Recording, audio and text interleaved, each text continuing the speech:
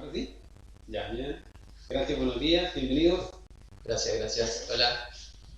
Vamos a hacer esta nueva grabación de esta conferencia, de la oración del Padre Nuestro, porque la vez anterior cuando lo hicimos omitimos una parte y además se desordenó un poco el sistema. Entonces, para que quede con mayor claridad, la vamos a grabar nuevamente, para que vaya bien detallado. La idea es que quede claridad de esto, porque es también el Padre Nuestro es como una oración muy importante y yo estoy seguro que la mayoría de nosotros no la practicamos o no como debiera ser, en el sentido como una herramienta. Entonces cuando uno ya va entendiendo esto se da cuenta que es una herramienta, y como los tiempos están difíciles tenemos que comprender la diferencia entre rezar y orar. Esto no, el Padre Nuestro se nos ha enseñado a nosotros a rezar el Padre Nuestro, pero no se nos ha enseñado a orar el Padre Nuestro. ¿Ya? Y el objetivo es que nosotros aprendamos a orar el Padre Nuestro, y toda oración indudablemente se va corrigiendo, se va arreglando, se va anexando cada vez más a medida que la persona lo practica. ¿Ya? Entonces por eso que hemos elegido este tema de la oración del Padre Nuestro en estas reflexiones que estamos haciendo en conjunto con las conferencias. ¿Ya? Y que si ustedes se dan cuenta, en el fondo, las reflexiones se van cambiando de una reflexión de tipo revolucionaria a una reflexión de tipo mística. ¿Ya? Y la oración del Padre Nuestro es una oración de naturaleza mística o revolucionaria. Mística. Claro, porque es de oración, pues, místico, es de amor, es de introspección. La revolución es la lucha contra el ego, la comprensión y toda la cosa más activa. ¿Ya? Y en la vida uno tiene que desarrollar esas dos facetas. Tiene que ser revolucionario, ¿ya? Pero no es revolucionario externo, sino revolucionario interno, luchar contra el enemigo que tenemos dentro. Y también dando nuestros momentos de misticismo, de meditación, de introspección. Entonces, entre la mezcla de las dos cosas, sin que se confundan, se puede ir avanzando bien. Entonces, cuando uno reza el Padre Nuestro, lo dice mecánicamente. Puede decir esta oración, la puede decir Padre Nuestro que estás en los cielos santificado, y rapidito más encima, y la puede decir 10, 20 veces, no sirve de nada. Porque si no está concentrado, si solo como por decirlo así nomás, y salir del paso, yo creo que cualquier práctica de oración no sirve. Exactamente. O sea, en el fondo lo que hay que buscar es como hacerlo consciente. Exactamente. No inconscientemente. Exactamente. O sea, quiere decir que uno tiene que hacerse consciente de cada una de las palabras que dice. Es más, digamos, esta oración del Padre Nuestro, bien dicha, puede tomar una hora. Una sola. ¿Por qué? Porque la persona tiene que reflexionar en cada uno de los párrafos. ¿Ya? Esta oración del Padre Nuestro se nos fue entregada por el Maestro Jesús, ¿ya? Como una herramienta, un arma que nos dejó para conectarnos con nuestro ser, con nuestro Padre. ¿Ya? Y una de las cualidades importantes también que tiene es que despierta el chakra cardíaco. Ayuda a desarrollar y a conectarnos con el corazón. Porque la conexión con el ser, con el átomo nous, es muy importante. Uno desde el corazón puede salir adelante en muchas de las cosas de la vida. ¿Ya?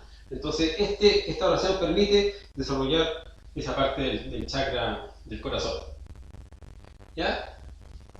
Esta oración tiene 7 peticiones que cada uno de nosotros, podemos pedirlo como gracia. Entonces, entendiendo que cuando uno está diciendo esa parte, está haciendo una petición. ¿Ya? Estas 7 peticiones son 1, 2, 3, 4, 5, 6 y 7. ¿Ya? Entonces, cada una de estas peticiones uno se las hace al ser, pero como concentrado, con conciencia. ¿Ya? Y esta petición está relacionada con los 7 centros. Toda la oración del Padre Nuestro está relacionado con cada uno de los centros, de los 7 centros de la máquina humana, y está relacionado con cada uno de los cuerpos que uno tiene. Recordemos que nosotros tenemos 7 cuerpos. ¿Cuáles son? Físico, vital, astral, mental, causal búdico, Yahvé. Ah, ¿Ya? Entonces, dentro del Padre Nuestro está sintetizada mucha sabiduría. Por eso que es diferente cuando uno tiene conocimiento de qué está diciendo, a qué zona pertenece, por qué está esa frase ahí, qué significa cada una de las palabras, ¿ya? Y le ponen la conciencia necesaria, es mucho más conectiva con el ser que cuando uno la repite mecánicamente en forma rápida, ¿ya? Entonces, ese es el objetivo de la reflexión de hoy sobre este tema, para que nosotros podamos tener entonces esta como una herramienta conectiva con el ser, ¿no? Si la situación de vida hoy en día empeorara, porque ahí estamos en un momento de incertidumbre de vida, si empeorara, nosotros sabemos que tenemos el trabajo con los 3 factores, pero también tenemos esta herramienta de la oración del Padre Nuestro para conectarnos en un momento angustioso. En un momento angustioso, que se desespera, que no sabe qué hacer, en vez de desesperarse hacia afuera, se va para adentro y se comunica con su ser. Bueno, aquí tiene un teléfono, un celular espectacular para comunicarse con el ser, digamos, a través de esta oración, dicho con mucha conciencia. ¿Ya? Entonces, la vamos a ir desglosando para comprender cómo está estructurada y comprender cada una de las palabras que están ahí. De manera que cuando uno la diga, ponga la conciencia en esa palabra. ¿Ya? Lo primero, Padre. ¿Qué es Padre? Padre es progenitor. Es nuestro tronco raíz, de donde uno viene. ¿Ya? Entonces, en el momento en que uno dice Padre, uno inmediatamente se está conectando con su origen. De allá vengo, Él es mi Padre. ¿Ya? De hecho, en la Sagrada Escritura en muchas partes dice que no llaméis a nadie más Padre. ¿Ya? Porque Padre hay uno solo, que es el Padre espiritual. ¿Ya? Dios, Atma, la gran conciencia, como uno quiera llamarle, ese es nuestro Padre. Ahora, nosotros somos un trío de cuerpo, alma y espíritu. ¿Se acuerdan? Eso lo vimos en la introducción, a la conferencia número 1, ¿verdad? Cuerpo, alma y espíritu.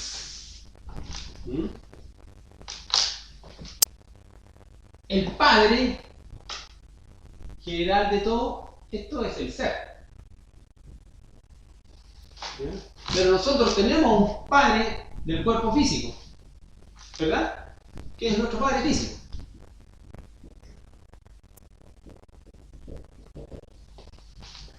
Y que ese Padre físico realmente va cambiando, porque es el Padre de esta existencia, pero en la próxima existencia vamos a tener otro.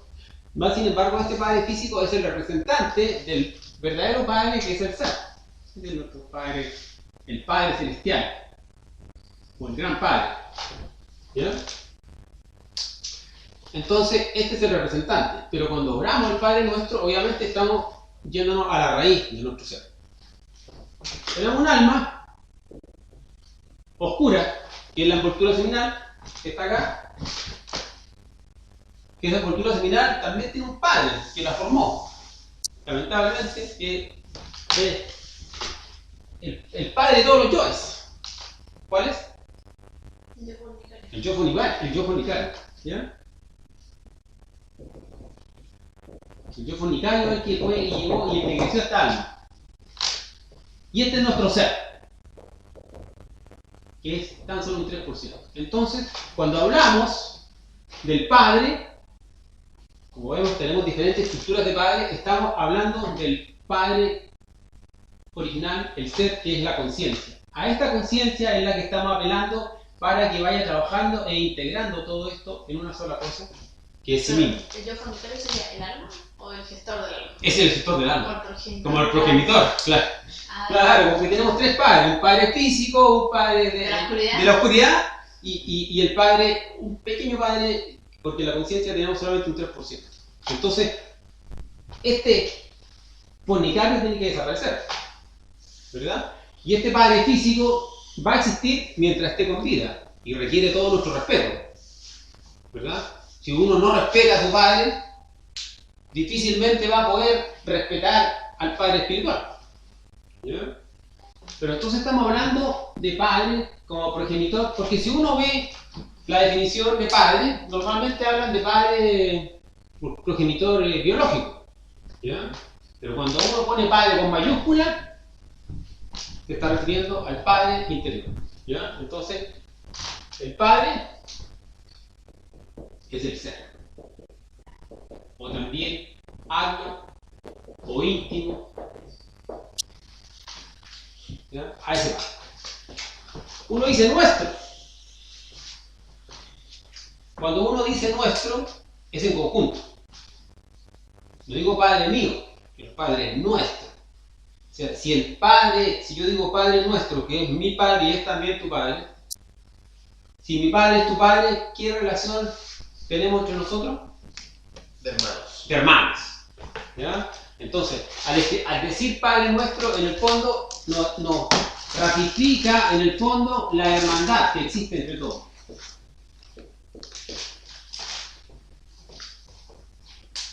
Entonces, esto, aunque puede parecer insignificante, es profundo. Porque cuando uno hace la oración del Padre Nuestro y dice Padre Nuestro, el hecho de decir nuestro, hay que entender la importancia de sentir la hermandad con nosotros. Yo no saco nada con decir Padre Nuestro si no siento a los demás como hermanos, como partes del que van con en el camino. ¿Ya? Entonces, eso nos ayuda para ratificar o certificar el proceso de hermandad que existe entre todos nosotros. ¿Ya? Y luego dice que estás en los cielos. ¿Ya? Los cielos, ¿qué son? Son las dimensiones superiores. ¿Ya? O sea, nosotros sabemos que existen 7 dimensiones y la dimensión superior, o el cielo más elevado, es la séptima dimensión. ¿Ya? La séptima dimensión está en esta zona. ¿Ya? Entonces, cuando uno dice Padre nuestro que estás en los cielos, se está refiriendo a la glándula pineal, porque este es donde está nuestro Padre, Atman, ¿ya? El íntimo. Y desde ahí Él envía su energía, envía su fuerza, envía su sabiduría, porque Él es el saber. O sea, el Padre sabe todo, pero hay que conectarse con Él. Entonces, cuando uno dice la primera frase, Padre nuestro que estás en los cielos, la concentración no tiene que estar como por allá, sino ¿dónde tiene que estar? En la glándula pineal. Aquí nos concentramos, en las partes más elevadas del ser. Los cielos están aquí. ¿Bien? Ahí está la tierra y aquí están los cielos. Padre nuestro que estás en los cielos, en esa glándula pineal, en esa parte muy elevada. ¿Ya? Esa es la primera parte. Entonces, cuando uno hace la oración del Padre Nuestro, en su primera parte lo va desarrollando así. Padre, Padre. Solamente la palabra Padre ya requiere reflexión. ¿Qué significa Padre? ¿Siento yo realmente que el ser es mi Padre? ¿Me siento tal vez hijo real? ¿Soy buen hijo o soy mal hijo? ¿Soy hijo ingrato? ¿Soy hijo pródigo? ¿Qué soy? ¿Ya? Y ahí comienza entonces, después no hay que tratar como lo explicamos. Después vienen las peticiones. El primero, santificado sea tu nombre. Santificado sea tu nombre. ¿Ese es como el nombre de nuestro ser o El nombre de nuestro ser. Cada Cada uno. Cada uno tiene un nombre distinto. Cada uno tiene un nombre distinto. No es el nombre que uno tiene actualmente. Porque el nombre que uno tiene actualmente, el apellido y todo, ¿a quién pertenece? A la personalidad. A la personalidad. Claro, es de la personalidad. Pero uno tiene un nombre interno, que es el nombre del ser, el íntimo, que eso no cambia. Por muchas encarnaciones que la persona tenga, por muchas recurrencias, por muchas existencias que haya tenido, y la vuelta que haya dado es el mismo. Yo salgo con ese nombre. Desde que viene el absoluto, viene con su nombre, y está relacionado con su rayo. Existen 7 rayos y según el nombre, digamos, viene desde los cielos, digamos, ¿ah? Bautizado con ese nombre desde el absoluto, ¿ya? Entonces, santificado sea tu nombre, en el fondo, ¿qué es lo que significa santificar? ¿Cuándo una persona es santa? Pusiste santificado. Ah, faltó la N, ahí sí. ¿Qué significa santificado? ¿Qué significa santificado? Que su nombre es santo. No, ¿cuándo una persona se santifica? ¿Qué es un santo? No tengo idea.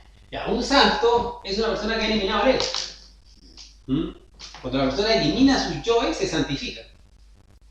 Entonces, ¿cómo santificamos el nombre de nuestro ser? A través de la muerte del ego. ¿Ya? Entonces, como vemos aquí en la primera oración, ¿qué es lo que estamos pidiendo? Muerte del ego.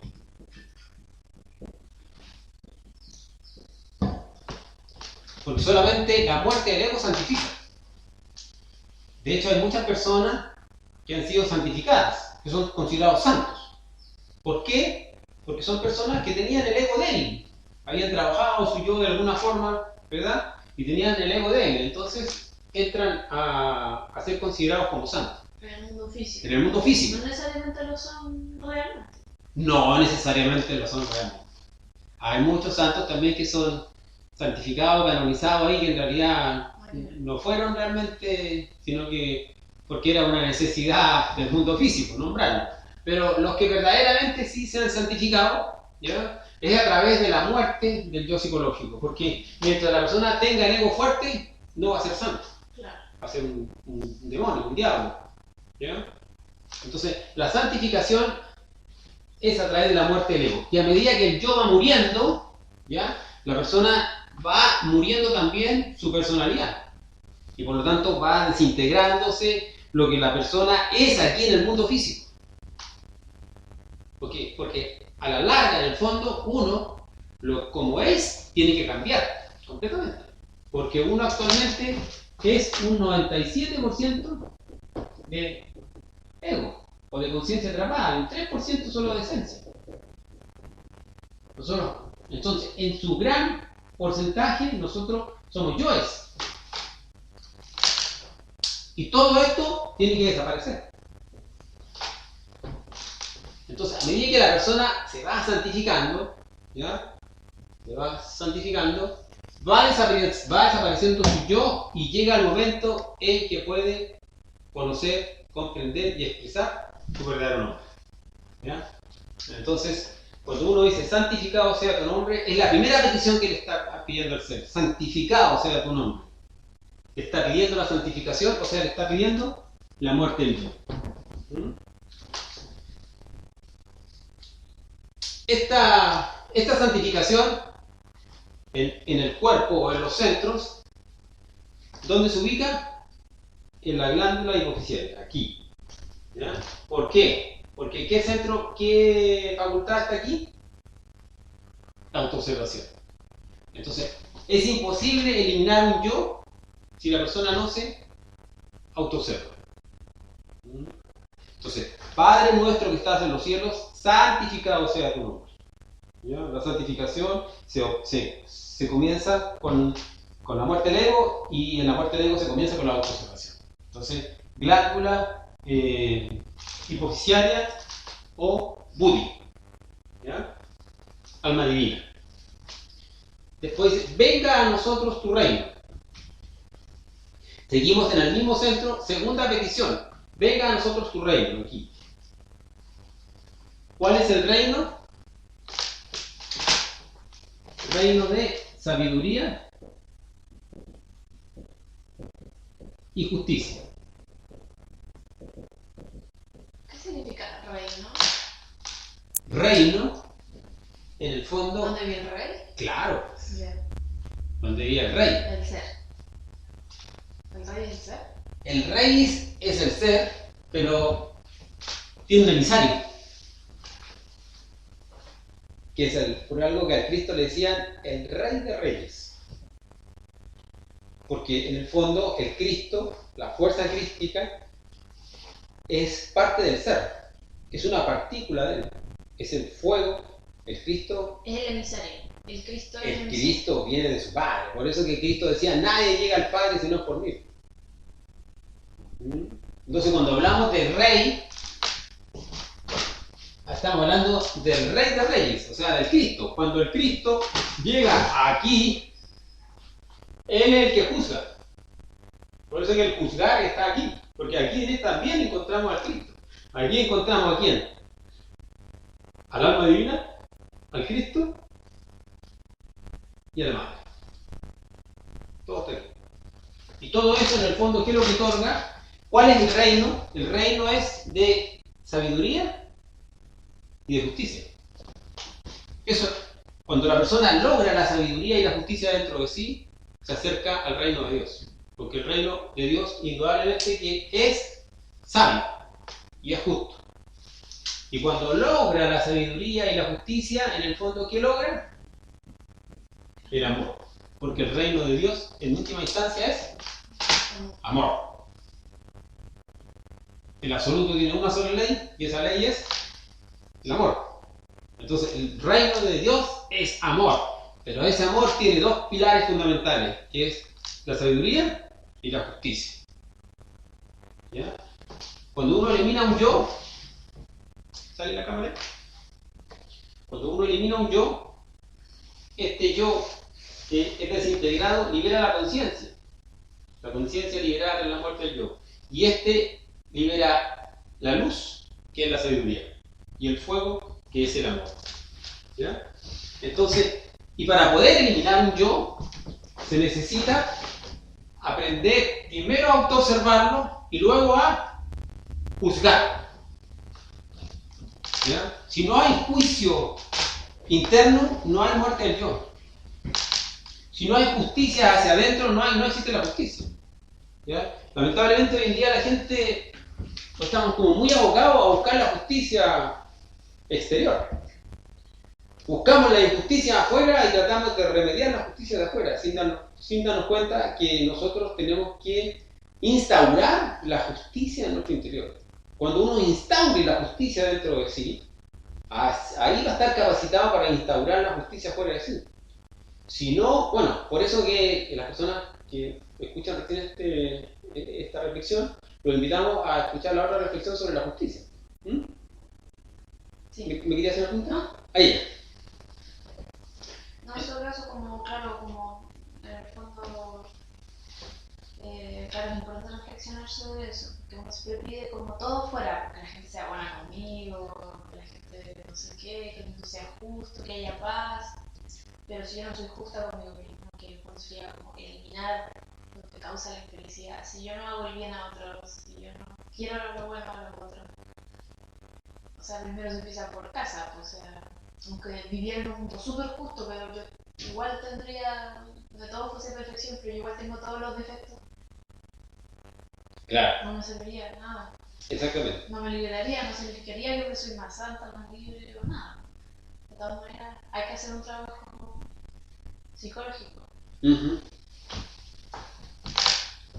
Estamos aquí, ¿verdad? Estamos en Venga a nosotros tu reino. En la segunda petición, que también corresponde a este centro. Y aquí, como vemos, hay un defecto. ¿Cuál es el defecto? Gula. La gula. Los desequilibrios. Los desequilibrios. Entonces, yo no saco nada con querer instaurar o luchar por la justicia exterior si en mi vida soy desequilibrado. Y nosotros tenemos múltiples desequilibrios. Claro. ¿Ya? Somos desequilibrados en nuestra manera de vivir, en la manera de comer, en la manera de ingerir, no sé, pues, alcohol, droga y cosas así, ¿ya? En la manera de relacionarnos con el sexo opuesto. Hay una serie de desequilibrios. Entonces, equilibrándose uno a través de la justicia, uno lucha contra el defecto de la gula.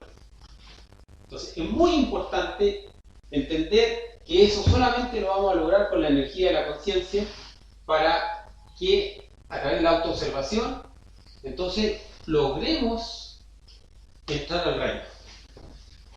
Entonces, entrar al reino de Dios, como que uno lo tiene como una utopía que va a llegar así como un ángel, a un lugar celeste, ¿verdad? Lleno de otros ángeles, bienvenido, así entra al reino. No. Como que para sacarte de este mundo terrible, yo siendo una persona egoísta y justo con todos los defectos me tomo así al reino de Dios. Claro. Como cuando una persona se muere y se le hace un rito religioso y se le dice que los ángeles te reciban en el reino de Dios. Compadre, fue malo. No fue malo, ya fue malo, pero como dice el dicho, todos los muertos son buenos. No. Para entrar al reino de Dios se entra con cuerpo físico haciendo una obra. Desde aquí mismo. Porque por más elevado que quiera ser la persona, más profundo tiene que entrar. Más abajo hay que llegar. Vean un árbol de 100, 150 metros. ¿Sus raíces son chicas o son grandes? Grandes, pues. Entonces, si la persona quiere llegar bien alto, tiene que aprender a también llegar bien abajo. Y eso bien abajo significa escudriñarse internamente para ver qué desequilibrios tengo en mi vida. Para eliminar este yo de la gula. Y así ser justo. Porque no se puede ser justo con gula. Siempre se va a cargar para un lado, para el otro, porque la gula es desequilibrio y la justicia es equilibrio. ¿Ya? Entonces, ahí es como nosotros instauramos el reino de Dios con el amor, desarrollando sus dos pilares fundamentales, que son la sabiduría y la justicia. ¿Ya? La sabiduría, ¿de quién es? De la madre. La madre es la luz. ¿Y la justicia de quién es? Del Cristo. El Cristo. ¿Ya? El Padre es lo unión de los dos. El amor. ¿Ya? Entonces, así se llega. Tercera petición. Cuarta estrofa, tercera petición. Hágase tu voluntad aquí en la tierra como en los cielos. Perdón. Me falta algo importante. Perdón.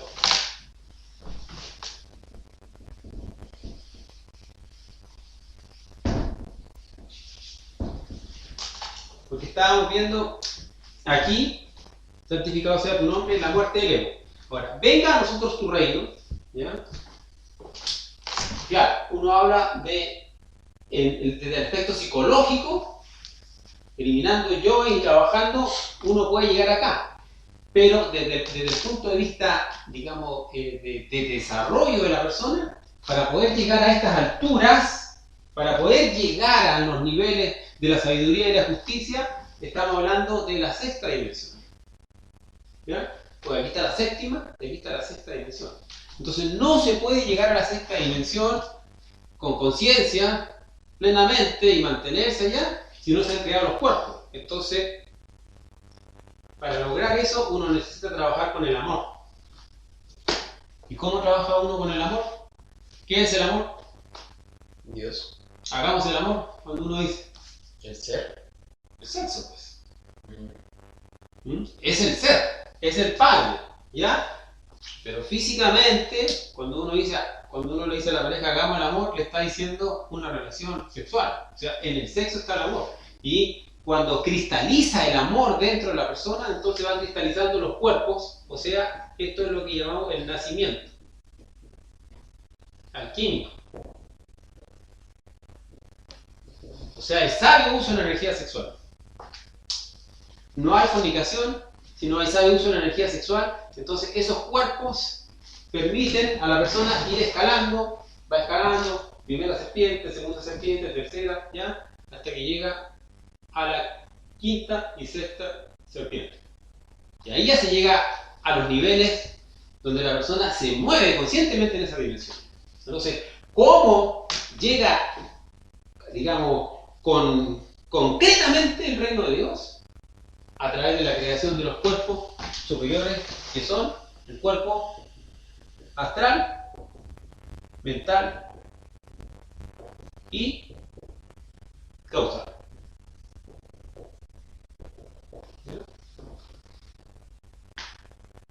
Así se llega. Entonces, Entonces, en esta petición está el segundo factor, que es el nacimiento alquímico. ¿Ya? Entonces, hágase tu voluntad aquí en la tierra como en los cielos. ¿Cuál es la voluntad de Dios? ¿El trabajo con los tres factores? El trabajo. La voluntad de Dios es que uno trabaje dentro de sí. Y esa voluntad, cuando uno dice, hágase tu voluntad, el cuerpo de la voluntad, ¿dónde está? Aquí, centro motor. Aquí está, en este centro está el cuerpo de la voluntad. ¿Ya? Físico, vital, astral, mental, causal. Cuerpo causal o cuerpo de la voluntad. Entonces, cuando uno dice, hágase tu voluntad, se está refiriendo al verbo. ¿Ya? Porque en el fondo el ser crea todo con el verbo. De hecho, por eso el Génesis dice, en el principio todo fue creado por el verbo. Y nada de lo que existe hubiera existido, sino por el verbo. Dios crea con el verbo. ¿Ya? Pero para poder crear Dios con el verbo tiene que estar limpio. Y tiene que estar seminizado. Tiene que estar la energía del Kundalini, el fuego sagrado, tiene que estar aquí. Por eso cuando se refiere al verbo dice, nadie lo pronunció, nadie lo pronunciará, sino solamente aquel que tiene encarnado. El verbo se encarna como fuego sagrado aquí, y ahí dota a la persona de una capacidad de hablar el verbo del ser. Y cuando habla el verbo del ser, tiene esa capacidad de tocar las almas y los corazones de todas las personas. Porque el verbo viene desde el ser. Entonces, hágase tu voluntad, este centro motor, aquí en la tierra. ¿Dónde está la tierra? Centro sexual, como en los cielos, como en la viña. O sea, en el fondo, ¿qué estamos pidiendo? Hágase tu voluntad aquí en la tierra como en los cielos. Estamos diciendo, hágase tu voluntad en el centro sexual como en el centro intelectual superior. O sea, en todos los centros. ¿Qué significa hacer la voluntad del ser en todos los centros? Significa no permitir que los yoes se expresen en el centro sexual, en el centro instintivo, en el centro emocional, en el centro intelectual inferior, en el centro motor, en el centro emocional superior y en el centro intelectual superior. ¿Ya? Porque aquí está la tierra, en el centro sexual está la tierra, ¿verdad? Tierra, ¿qué elemento hay aquí? Agua, fuego, aire, éter. Los 5 elementos de la naturaleza están en los 5 centros inferiores. Entonces, cuando uno dice, hágase tu voluntad aquí en la tierra como en los cielos, hágase tu voluntad aquí en la tierra como en los cielos. ¿Ya? Es importante, porque cuando uno va diciendo esta frase, está ahí concentrado, hágase tu voluntad, siente el verbo, ¿ya? Aquí en la tierra, se concentra en su parte sexual, donde está el elemento tierra, ¿ya? Y luego se concentra como en los cielos, se concentra acá. Entonces, ¿por qué es importante esto? Porque trae el Padre Nuestro a nosotros. Lo trae a uno, conocimiento de sí mismo. Todo está dentro de uno, todo está en uno. Entonces, lo hace más conectivo con su ser, como que atrae más al ser, se vincula mejor con él, hay mayor comprensión de lo que está diciendo. ¿Ya? La voluntad del Padre, en el fondo, es que reine la verdad. El Padre es la verdad. ¿Ya? El Padre es la sabiduría, porque Él es saber. Y obviamente que este saber está íntimamente relacionado con la verdad, o sea, saber la verdad. ¿Ya? El Padre nunca va a mentir. ¿Ya? Entonces, eso de la verdad y del saber, con voluntad, el Padre quiere enseñar. Entonces, como esto está relacionado con el enseñar, aquí aparece el tercer factor, El sacrificio. el sacrificio por la humanidad. Por la Sacrificio por la humanidad.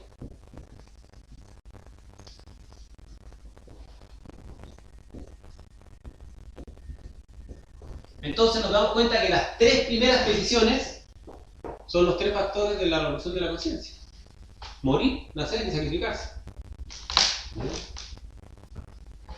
O sea, con la práctica de estos tres factores, con la práctica de estas tres partes del trabajo interno, nosotros estamos cumpliendo con las tres primeras peticiones, o las estamos acercando nosotros. ¿Ya? Entonces la voluntad del ser se cumple entregando lo demás. Él le gusta guiar a las personas, le gusta orientar, enseñar. Esa es su misión. Y que está relacionada también con la tercera montaña. Porque la tercera montaña, para realizar la tercera montaña, ¿qué requisitos se necesita para terminar la tercera montaña? Encontrar un discípulo que esté avanzado en el camino.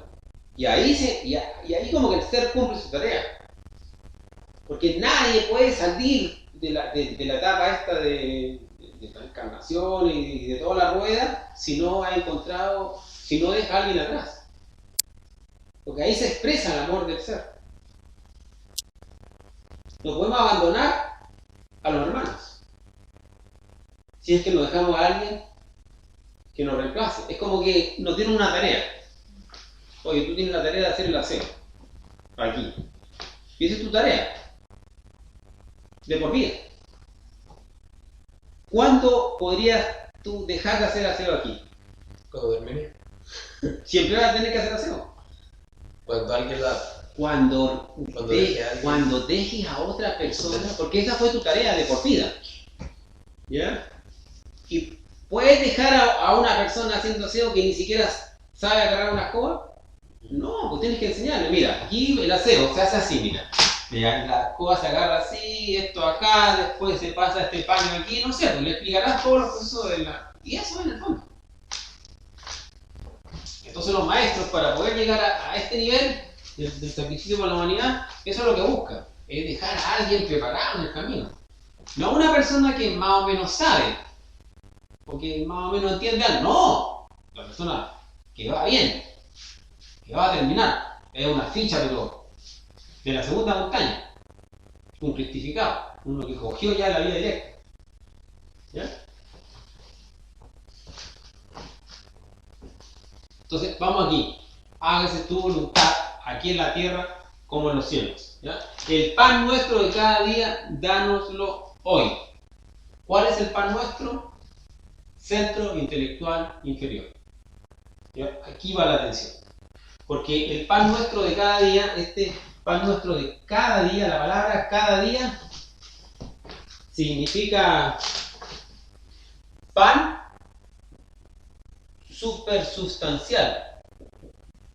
Supersustancial. O pan de lo alto. También. Lo que pasa es que la traducción, la palabra original era supersustancial. Lo que pasa es que la traducción, para traerlo después al castellano, esta palabra se interpretó como cada día. Pero en realidad es un pan de otra energía. Por eso que la Sagrada Escritura dice que no solo de pan vive el hombre.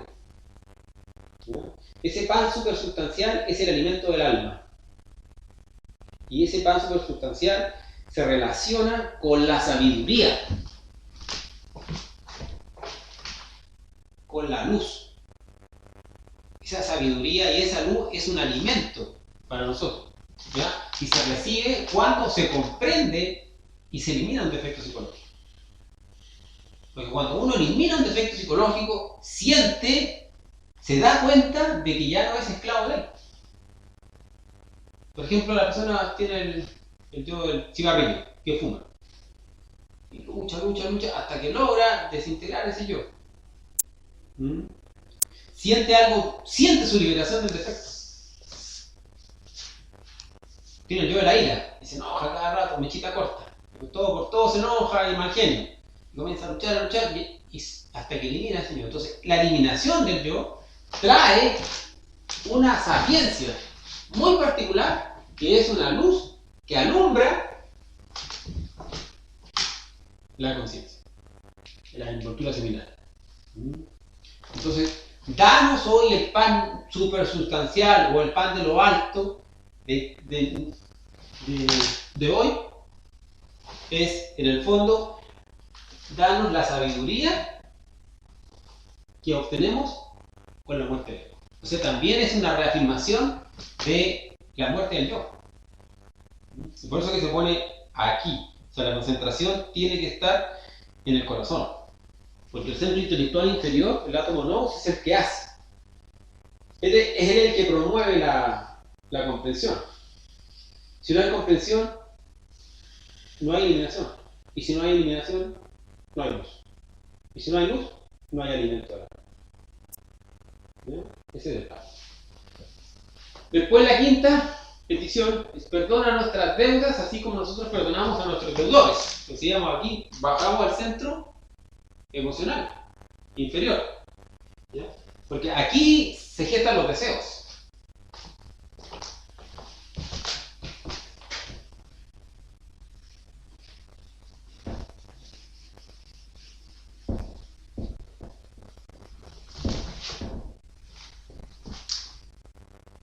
Aquí estamos, ¿no? Centro emocional inferior. ¿Ya? En el fondo aquí están los deseos.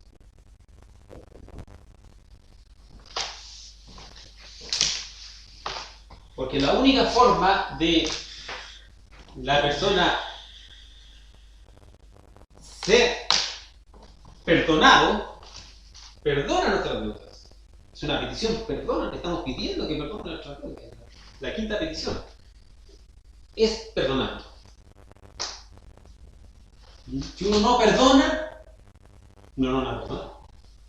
Cuando uno llega al cielo ahí, como dice, y golpea la puerta y le habla San Pedro, así, por favor, perdónenme. ¿Quién no parece San Pedro? ¿Por qué pides lo que no diste?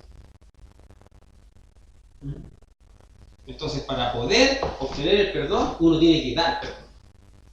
Entonces, perdonar nuestras deudas, así como nosotros perdonamos a nuestros deudores. Es importante entender que mientras estén esos deseos en uno no va a obtener el perdón.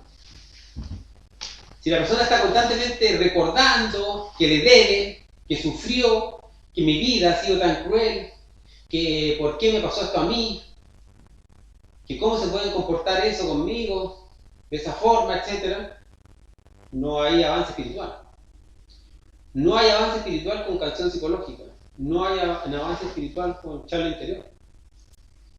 Recordando constantemente, no, es que yo, estas personas que me han hecho, y uno tiene una lista negra. Tiene una hojita ahí con lista negra, donde fulanito me la hizo, me la va a pagar. Este otro fulanito también me la hizo, esta fulanita. ¿Ya? Entonces, mientras esté esa lista negra dentro de nosotros, es imposible obtener el perdón. Uno normalmente le pide al ser, que él cumpla lo que uno quiere. Pero a nosotros no nos ponemos en el plano de cumplir la voluntad del ser. Y uno tiene que aprender a obedecer la voluntad del ser. Por ejemplo, ahora estamos en tiempos difíciles, ¿verdad? ¿Y qué pide todo el mundo? Paz. Los que piden paz. Hay otros que piden al contrario, que siga el conflicto. ¿Ya? Pedimos, Dios mío, que haya paz, por favor, que haya. Pero ¿cuál es la voluntad de Dios? ¿Sabemos nosotros cuál es la voluntad del Padre? ¿Será acaso la voluntad del Padre la paz para nosotros? ¿Será meritoria la paz? Tal vez no. ¿Ya? Entonces, por eso que es importante aprender a obedecer la voluntad del ser, la voluntad del Padre. ¿Conoce uno la voluntad del Padre? No la conoce. ¿Quiere uno paz? Claro que la anhela de corazón. pero a lo mejor el Padre determina que todavía no merecemos la paz. Entonces siempre terminar, cuando uno haga cualquier oración, terminar. Uno puede pedir, Padre mío, por favor, que haya paz en mi país, pero que se haga tu voluntad y no la mía. De manera de ponerse siempre en la voluntad del Padre, en lo que uno pide. ¿Ya? Bien. Entonces, volviendo a esto, importante entender que mientras estén los deseos de esta zona emocional, difícilmente vamos a poder perdonar a los demás si es que no trabajamos nosotros la desintegración de estos deseos. ¿Ya? La sexta, no nos deje caer en tentación. ¿Ya? ¿A qué centro pertenece? Vamos bajando. Centro instintivo. ¿Por qué? Porque las tentaciones pertenecen al centro instintivo.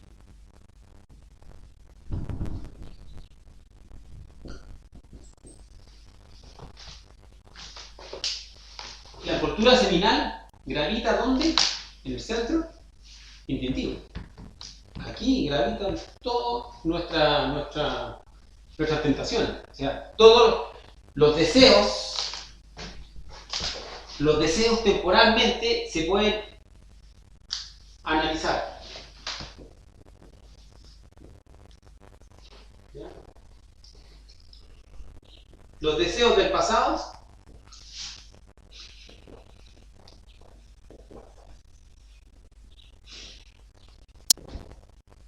los deseos del futuro.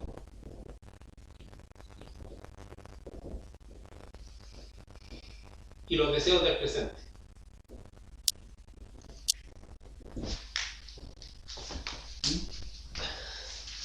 ¿Cuáles son los deseos del presente?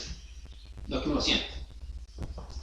Me estoy comiendo un cordero sabroso, lo siento ahí, ¿verdad? Está rico este cordero, dice uno. Quiero más. Deseo del presente, porque lo estoy sintiendo. Estoy con una persona en una relación sentimental, amorosa, como sea, sexual, como sea, la estoy sintiendo, quiero más. Todo ese pertenece al centro emocional, deseo de que voy sintiendo yo. Como se dice, no, lo conocí y sentí maripositas. Son del instante. ¿Ya? Pero en el centro instintivo están todos los deseos del pasado. Todo lo que uno ha hecho en existencias anteriores o en esta misma existencia, el recuerdo de la acción queda como deseo en el centro instintivo. La fornicación, por ejemplo, la persona fornicó, eyaculó, perdió su semen, le produjo una sensación agradable, quiere repetirla, lo quiere hacer de nuevo. ¿Pero dónde está ese recuerdo? En el centro instintivo. ¿Ya? Por eso que aquí están los deseos, por eso que el centro instintivo es desear. Desear, porque está en el fondo todo lo que uno ha aprendido en muchas existencias, inclusive cuando uno fue animal, porque nosotros fuimos en el proceso evolutivo, fuimos animales. Entonces todos esos deseos están ahí como recuerdo, está como en memoria, que se habla de la memoria de las aguas. Por eso que las aguas tienen memoria, porque aquí pertenece, en el centro instintivo pertenece, ¿qué elemento? El elemento agua. ¿Ya? ¿Y cuáles son los deseos del futuro? Los que uno proyecta, del centro intelectual superior. ¿Ya? Inferior. ¿Superior dije? Sí, perdón. Inferior. Centro intelectual inferior. Cuando uno dice, chuta, que quiero tal cosa, que me gustaría, empieza a desear y a proyectar cosas, ¿ya? Están los deseos elaborados o estructurados con el centro intelectual superior.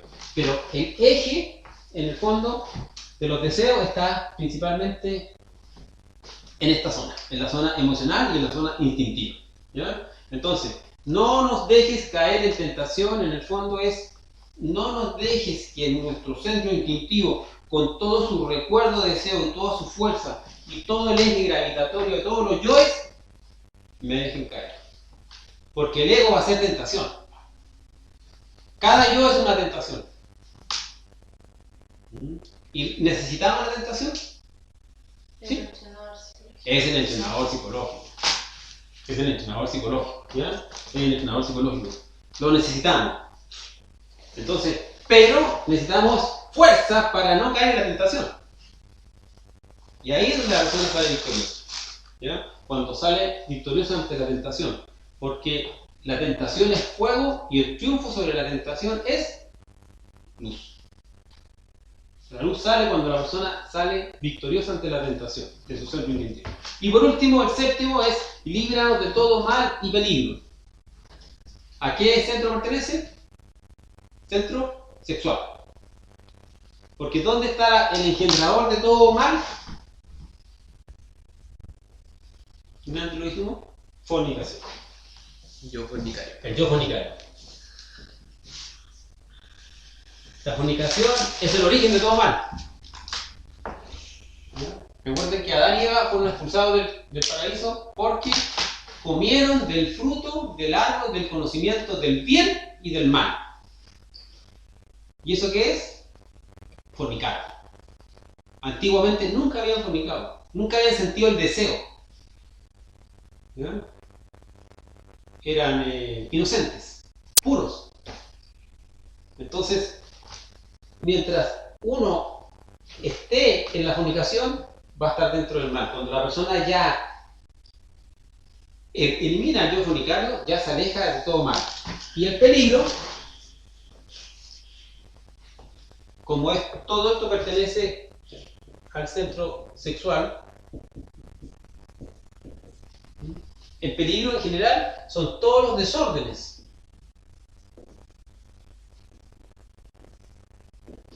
Sexuales. La lascivia, por ejemplo.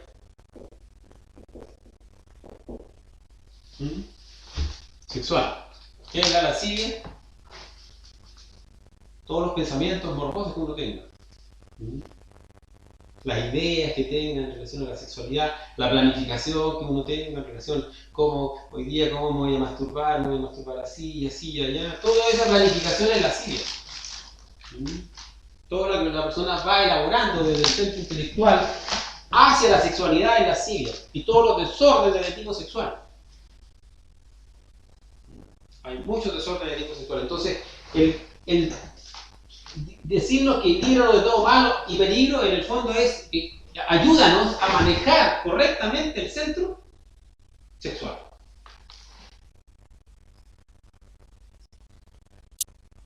Eso. ¿Dudas?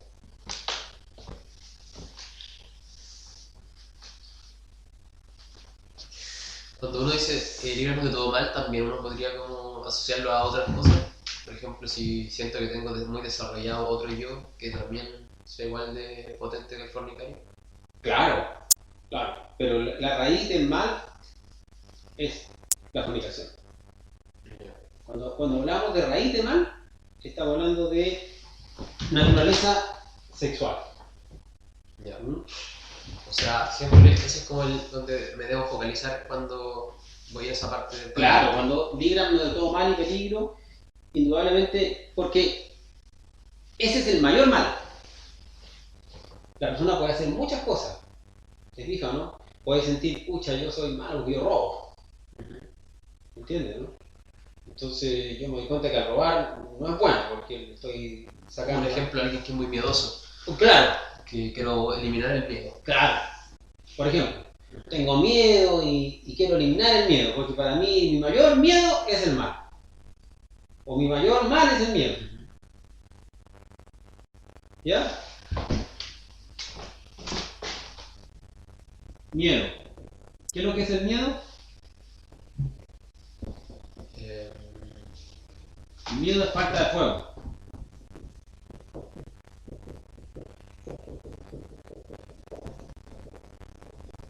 El miedo es por falta de fuego. La persona tiene miedo porque está frío por dentro. Cuando una persona tiene miedo, ¿qué es lo que hace? Tirita, ¿sí o no? No, por favor, tengo miedo, ¿sí o no? Y cuando una persona tiene frío, ¿qué hace? tirita también. Mm. Entonces, el miedo y el frío es lo mismo. Porque el miedo es lunar. ¿Y el ego qué es lo que es? El ego lunar. El ego frío. ¡Frío! El ego frío. Usa el ropaje caliente. ¿Ah? ¿Por qué generalmente las mujeres son más friolentas que los hombres? No, esto es por naturaleza de ¿Fisiológico? fisiológica. No, ya. ¿Ya? Y no es que sean más frías que el hombre, sino que tienen otro ritmo. Es otro ritmo. ¿Ya? Como dice el poema de Víctor Hugo, ¿qué dice el poema de Víctor Hugo? El hombre está parado donde termina la tierra, la mujer está parada donde comienza el cielo. O sea, están parados En el mismo punto. en el mismo punto. Están parados en el mismo punto, Visto desde otro punto. pero uno visto de abajo hacia arriba y el otro visto de arriba hacia abajo. ¿Ya? Entonces, el miedo por falta de fuego. ¿Ya? ¿Y por qué no tiene fuego? Porque no tiene kundalini. Porque no tiene transmutación. Porque fornicó toda su energía sexual.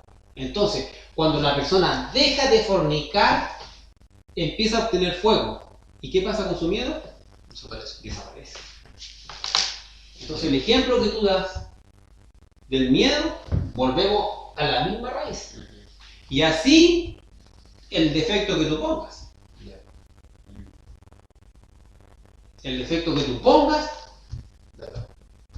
Porque necesitáis kundalini. porque necesitas tú la fortaleza, la voluntad interior. La debilidad del ser humano está en la pérdida de su cimiento.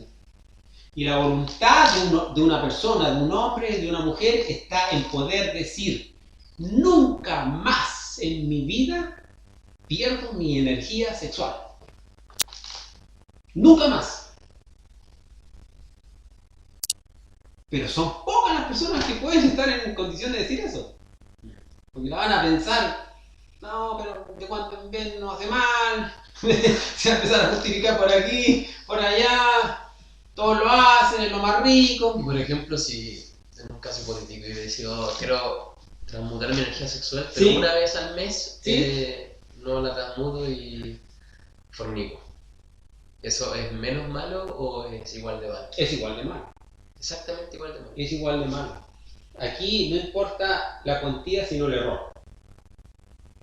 Ante Dios, robarse 20 pesos o robarse 100 millones, ambos son ladrones. Ya. ¿Mm? Pero- No pero- importa la cuantía, sino el error. Ya, pero entonces, si nadie lo habría hecho de un comienzo, todos estaríamos metidos en la misma saco. Por ejemplo, si fornicaste ya una vez, ya fuiste largo para siempre. Sí, porque por eso que estamos todos, nacimos con el pecado capital. Entonces, ¿cuál sería la diferencia entre dejar de fornicar y fornicar si ya fornicaste? Porque ¿para qué fornicamos? Por deseo, por placer, para alimentar el... Para caer. Como inicialmente. Inicialmente, no estamos pensando en la persona. ¿Por qué Adán y Eva fornicaron? Para caer. ¿Y por qué? ¿Y por qué para caer? para levantarse. Para levantarse. Porque en la levantada y la limpieza de la rodilla es donde está la chuta. Me caí porque iba pajareando. O me caí porque en vez de mirar donde iba a pesar, estaba mirando para otra parte. Entonces, aprender que tengo que, a donde pongo el pie, tengo que estar mirando para no caerme para la próxima. ¿Entiendes? Entonces, la caída, aunque sea terrible, y la fornicación, aunque sea terrible, es parte del camino. Te da la oportunidad de volver a Te da y te va a dar la sabiduría y la luz, y te va a devolver el amor. Y una persona que cae y luego se levanta es una persona mucho más preparada que una persona que nunca se ha caído. Porque si nunca se ha caído, igual tiene 3% de conciencia. Sí, pues, Pero no, no tiene conciencia real. no tiene. Claro. En cambio, una persona que se cae en este instante, por eso este instante es súper difícil, pero muy propicio para levantarse. Porque hay muchos maestros que están ahí queriendo ayudar. ¿Ya? Entonces, en vez de ver el vaso medio vacío, hay que verlo medio lleno. Entonces, en vez de ver que es terrible lo que está pasando en el mundo, veamos la tremenda oportunidad que hay en estos instantes para liberarnos. Nos queda tiempo suficiente para hacer algo dentro de nosotros, pero hay que aplicarse. Y aquí se nos ha ido entregando las claves. Esto y esto. Para no perder el tiempo. ¿Cuántos libros tenemos que leer? Ninguno. Ninguno. Claro. Que te llamen. El que te llame ahí, claro, si tú sientes que aquí, claro, pero no específicamente que uno tenga No que ir a buscarlo conscientemente. Claro, voy a ir a la librería tanto. No. El ser, si necesitas que leas algo, te lo va a poner de una u otra forma. Pero en general, la verdad es que un libro no necesitamos ninguno. Porque nosotros somos un libro abierto, somos todo un tomo. Lo que hay que leer es el libro de la vida. Y para eso hay que estar presente. Presente. Que quiero ir al Tíbet. Yo hace poco conversaba con una persona y me decía, no, es que yo me quiero ir al Tíbet para huir de todo esto porque ya voy a... ¡Nada!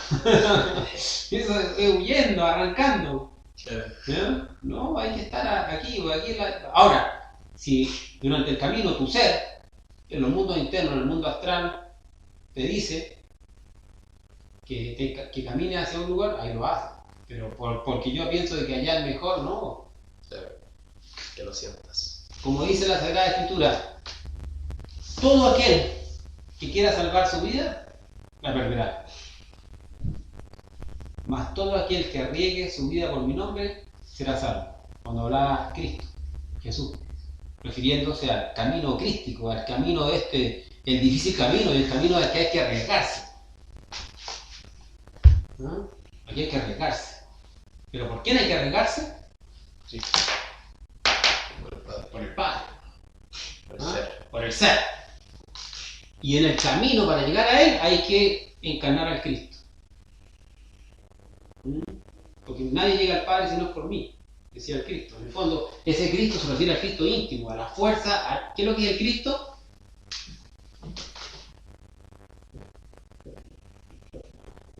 Es el fuego sagrado.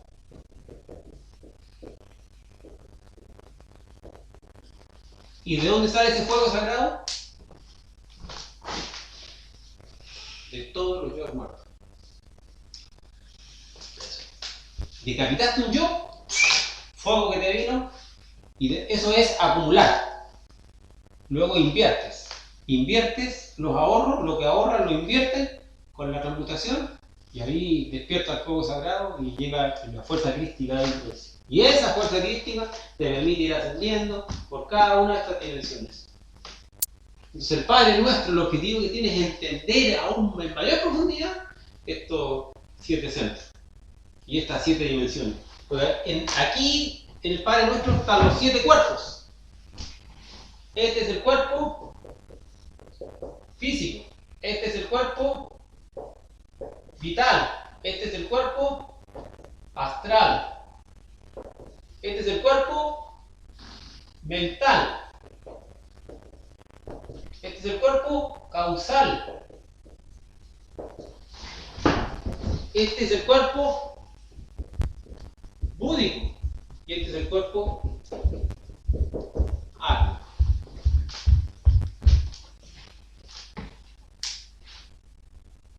Entonces, el Padre Nuestro es una herramienta esotérica muy potente y profunda y requiere que nosotros la reflexionemos a este nivel y aún más profundo. para poder conectarse y entender cómo es una vinculación con el ser y con uno mismo, cuando trae todo a uno, está todo dentro de uno, no necesito nada externo. ¿Eso? Ya, ok, muchas gracias. Gracias.